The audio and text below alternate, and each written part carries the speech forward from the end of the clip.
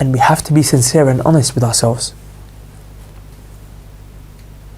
The people who really also take a huge blame is the people of Kufa themselves.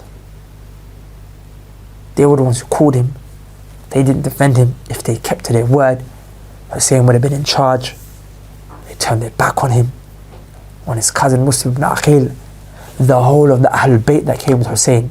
They turned their back on all of them. And many years later, when they actually came to take their revenge, they stayed the night in this place called Karbala, the same place where this incident happened the night before they took their revenge. And they spent that night reciting poetry and crying and blaming themselves and mourning. And it was from here onwards that this ritual of beating themselves transpired. We know that the Shia, they beat themselves at this time because they mourned the death of Hussain. So you can make the link now that the people who call themselves the Shia of Hussain and the Shia of Ali, because Shia means the party, which now has become a sect and a group that is deviated from Ahlul Sunnah. These people are the very people, they started off as the people of Kufa. Their ancestors and their predecessors are the ones who turned on Hussain radiallahu anhu themselves. They turned on Hussain. And then that's why they lament and then they mourn and they beat themselves.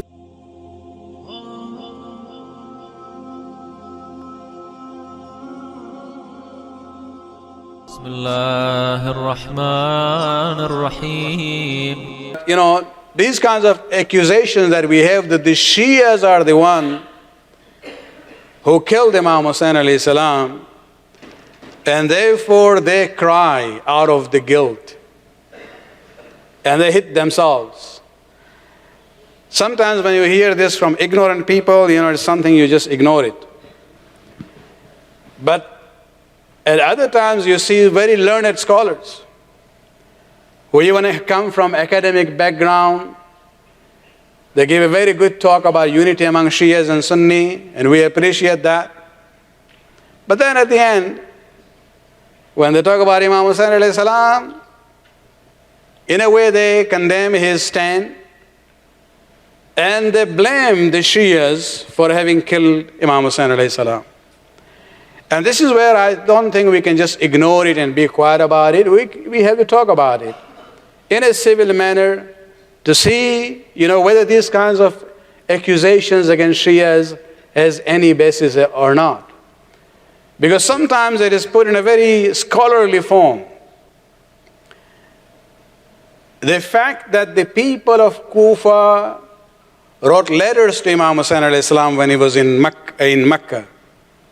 After he left Medina and he went to Mecca from end of Rajab till, Zulhijj. This is the time when many letters were sent. That's a historical fact. We do not deny it. It is there. Even Imam talks about it on the day of Ashura, and even when he met her first time. That is used as a kind of historical or scholarly way of saying, see, it is his Shias who called him to Kufa and then betrayed him and killed him.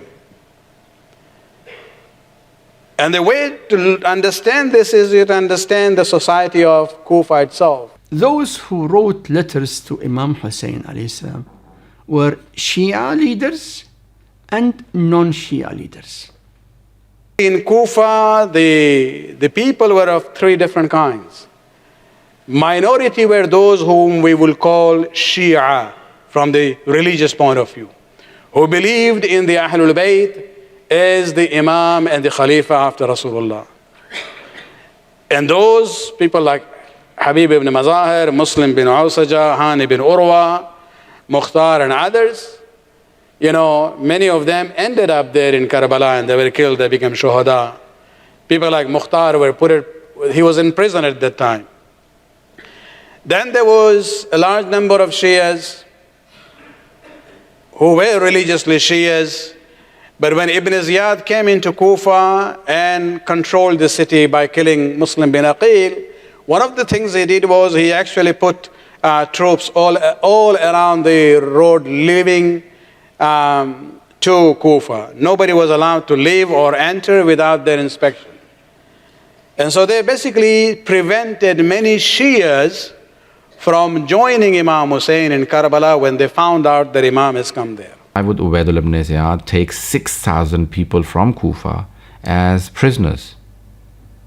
As soon as he announced that yes, Hussain is coming, he took 6,000 people as prisoners, about whom he was sure that these people will be taking sides with Hussain ibn Ali alayhi salam and not with Yazid or with Ubaidullah ibn Ziyad. Those who joined the army of Yazid were the hypocrites of Kufa who wrote to Imam Husayn alayhi salam. Then the largest segment of the people of Kufa were those who were opportunists. Initially they thought Muslim bin Aqil has come, people are doing bay'at to him in the name of Imam Husayn, so it means, they will have their say and they will become the power. So they said, we have to ride with whoever is the winner. And when the tide changed, their iman goes with the money. Yazid and his army stopped Imam Husayn Islam from reaching Kufa. Majority of the people in Kufa did not even know that he has come to Karbala. And he was stopped on the way to Kufa and killed. So that in itself is a proof. The movements of Tawabin, the people who repented, and all of the movements, is a sign that there were many, many Shias in Kufa who rose against Yazid, Ubaidullah ibn Ziyad, Umar ibn Sa'd and others. Had they not been true Shias, they would have not taken part in any of the movements after Imam Husayn Islam. Looking at the poetry of both sides on the day of Ashura, you will be able to see the affiliation of the murderers on one side and the Ansar of Imam Husayn on the other side. Where the people from Imam Husayn would relate themselves to Hussain and Ali, Shi'atul Rahman, Shi'atul Ali, Dini ala Dini Ali. Whereas people on the other side would affiliate themselves to either Ali Abu Sufyan or to Usman. And so the lines are very clear, even if you look at the words uttered by both sides on the day of Ashura. If you look at the Shuhada of Karbala, the highest number of Shuhada from any single one town are from Kufa, in Karbala. What does that tell you about the people of Kufa? Army of Shaam, were they also Shia? Right? On the 9th of Muharram, the point of no return, if we could use that expression, for Imam al-Husayn and his companions and his camp, was the 9th of Muharram, when his camp was completely sealed off and reinforcements joined Umar ibn Sa'd from Shaam. If we say that the people of Kufa were Shia, are we going to make the same claim about the people of Shaam? Absolutely not. The people of Shaam were brainwashed for decades by Muawiyah and Bani Umayyah. So that's number one. Number two, the actual individuals who participated in the killing of Imam al-Husayn alayhi salam, right? You hear names like Shibr ibn al-Jawshan, you hear Sinan ibn Anas, you hear Shabath ibn Rab'i. These individuals, anyone who reads their background and their story knows for a fact that they were never Shia. Shabath ibn Rab'i participated in some of the wars of Amir al-Mu'mineen, sure. But that's not because he believed in the Imam. Because what's the definition of a Shia? The definition of a Shia is someone who believes that the Prophet left successors who are equal in rank with the Quran and who are proofs of God. Their every word is a divine injunction. Imamun, ma'sumun, muftaradu ta'ah. His commandments are obligatory. They're not optional. Whatever they say, it's like the Prophet commanding you to do something. Would someone like that kill an Imam? Would someone like that even, turn their back to the Imam, let alone harm him? It doesn't add up. It makes absolutely no sense. And these individuals that I mentioned, they might have been at some point or another with Imam Ali, but they were also with Imam Ali's enemies. They were also with Bani Umayyah. Who agreed with Hussein's mission and who disagreed with it? Ask this question. And you look at reality, history, books, and the action of the people in the past and the present of the Muslim world. As far as the Shias are concerned, they believe in Imam Husayn to be a divinely appointed Imam and Khalifa, Ma'soom. You know, when we look at that perspective, somebody whose love is wajib on us and obedience to him is also wajib on us in an absolute sense. That is the Shia perspective about Imam Husayn alayhi salam. So whatever he did in Karbala, we agree with that. We consider Yazid and his family, according to the ayat of Quran, to be part of what is known as the Shajara Khabisa in Quran. This is the term. Who disagrees with Imam Husayn's decision and his mission? There is the Wahhabis, Hanbali scholars. Who agrees with Yazid's decision? It is again the Wahhabi and Hanbali scholars. Who accepts the murderers of Imam Husayn as reliable narrators of hadith? Again, it is the Wahhabi and Hanbalis. And so on the other hand, the Shias totally agree with Imam Husayn's mission.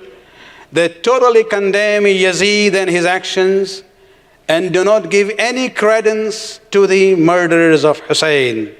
And yet, Shias are the killers of Imam Husayn alayhi salam. Look at the evidences among Sunni books that Yazid himself ordered the killing of Imam Husayn. Number one, Suyuti writes that Yazid ordered his ruler on Iraq, Ubaydullah bin Ziyad, to force Imam Husayn to give allegiance to Yazid, and if he refuses, to fight and kill him. Khawarizmi al-Hanafi narrated that Yazid sent a letter to his ruler ordering him to take allegiance from Imam Husayn, and if he refuses, to kill him and send his head to Yazid. What more evidence that he ordered?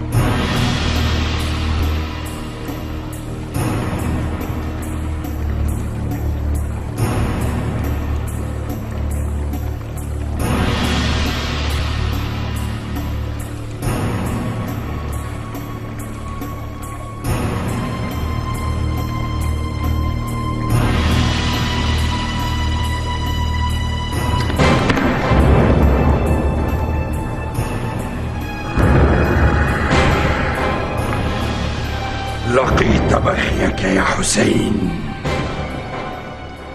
ما كنت أظن أن أبا عبد الله قد بلغ هذا السن، فإذا شعره ورأسه قد نصلا من الخضاب الأسود.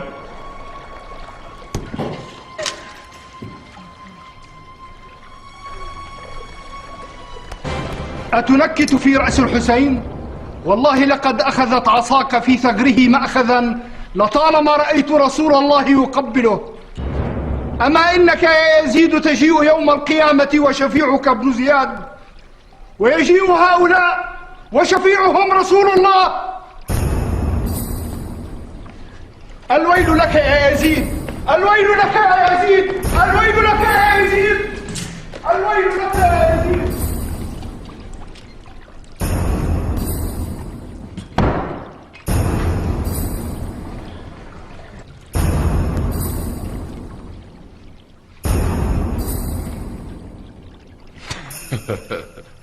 يا علي، إن أباك هو الذي قطع رحمي وجهل حقي ونازعني سلطاني، فصنع الله به ما رأيت ليت أشياخي ببدر شهدوا جزع الخزرج من وقع الأسل لأهلوا واستهلوا فرحا ثم قالوا يا يزيد لا تشل قد قتلنا القرم من ساداتهم وعدلناه ببدر فاعتدل لعبت هاشم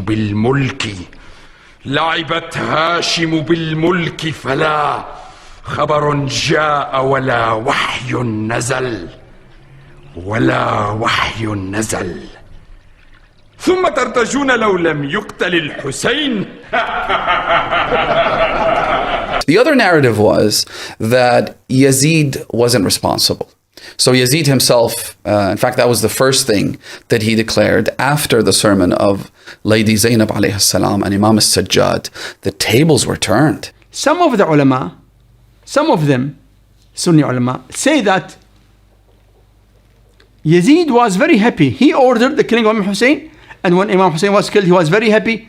Then when Muslims came to know, they turned against him. That made him change his attitude and show that he is not happy with killing of Imam Husayn. If he was unhappy, why he did not kill those who killed Imam Husayn? In fact, Ubaidullah bin Ziyad, in Sunni books, they write about his life. Ubaidullah bin Ziyad was asked, why did you kill Imam Husayn? You know that he is grandson of the Prophet. He said, I killed Imam Husayn because I was being ordered to kill him by Yazid. They told him, you could have disobeyed the order.